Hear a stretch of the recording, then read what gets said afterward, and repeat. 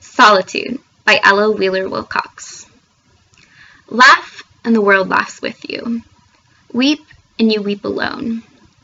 For the sad old earth must borrow its mirth, but has trouble enough on its own. Sing and the hills will answer. Sigh, it is lost on the air. The echoes bound to a joyful sound, but shrink from voicing care. Rejoice and men will seek you. Grieve and they turn and go. They want full measure of all of your pleasure, but they do not need your woe. Be glad and your friends are many. Be sad and you lose them all.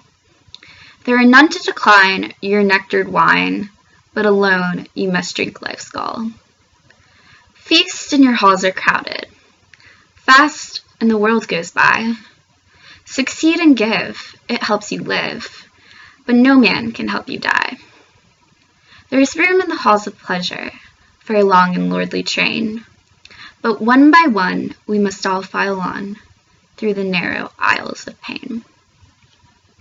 So, before starting this assignment, I actually didn't think that I had a favorite poem. I've had the privilege of analyzing numerous poems in my English classes throughout high school and college, but I never had one that impacted me so deeply to the point where I could classify it as my favorite.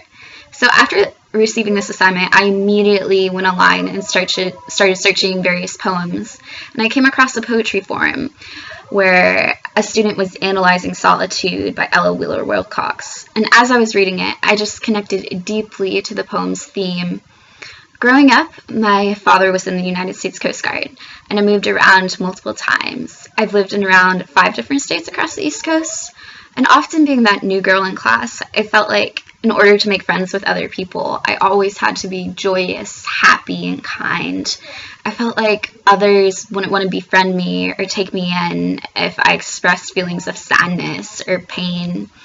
And I feel like this poem kind of shows that with society as a whole, and Ella Wheeler Wilcox does a great job of making this feeling universal, showing how often we all feel this way. And I really appreciated the last stanza of the poem, where the line that says, "Succeed and give, and it helps you live, but no man can help you die."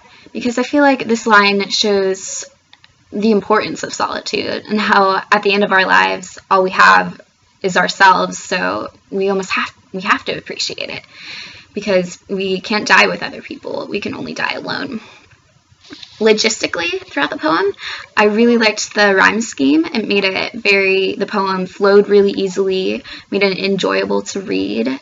Generally, there is an ABCB rhyme scheme, but sometimes this rhyme scheme varied, and if it did vary and there was no end rhyme, there would be internal rhyme in each line.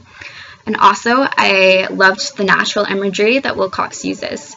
She related her metaphors to the earth and to the hills, to the air. And I feel like this just really connected the poem as a whole, where she showed these metaphors that were greater than itself. I also enjoyed the imagery in the last stanza where Wilcox describes the train. Reading that stanza, I could just picture it perfectly in my mind, this huge train in a room where everyone is filing on by themselves. They can't be with other people. They're going down their own aisle. I feel like this image really connected the poem together, and it showed the gist of what Wilcox was trying to talk about just with this one image of a train.